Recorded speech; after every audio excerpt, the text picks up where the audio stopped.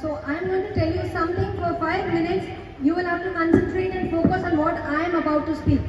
So good morning once again to everyone. Children, I hope you are all aware that September 28th is celebrated as World Rabies Day.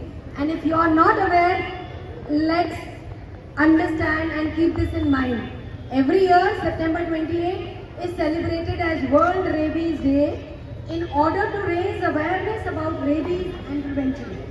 Now you will ask me, what is rabies? Children, rabies is a viral infection that primarily spreads through the bites of infected animals and most commonly dogs. We all have seen stray dogs around, so they are the ones who can spread rabies to the human beings. Once a person shows symptoms of rabies, the disease is almost always fatal. Please remember the word fatal. What does fatal mean? Once any human being gets rabies, gets infected by the rabies virus, almost sure that that person is going to die. So that is why knowing about this disease and its prevention is so crucial. Rabies is usually transmitted through the saliva when an infected animal bites another animal. That means it is spreading from one animal to another, or it gets spread into a person. Okay? When an animal bites either another animal or a person, then it gets spread.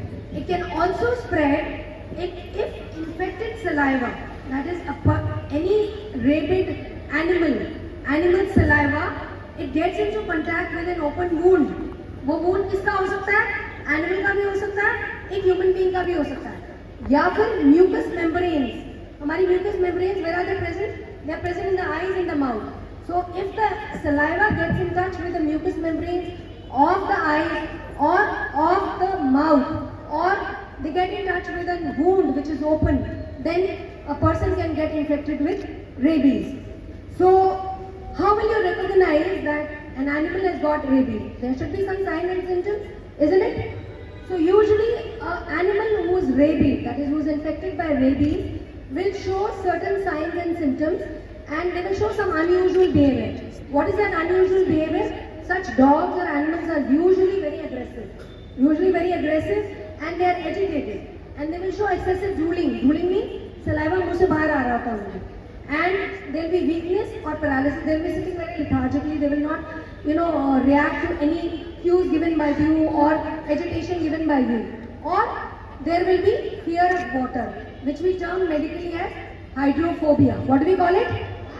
Hydrophobia. So that is why it is very important that we vaccinate our pets. I'm sure quite a few of you will be having pets at home. Have you vaccinated them?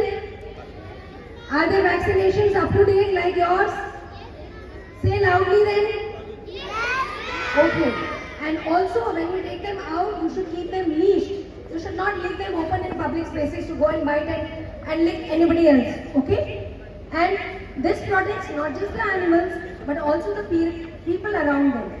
Now I have members of Rabies Task Force who will tell you about some safe practices and protocols to be followed in case a dog bites you. So over to Sanvi, who will be telling about how to behave around a stray dog.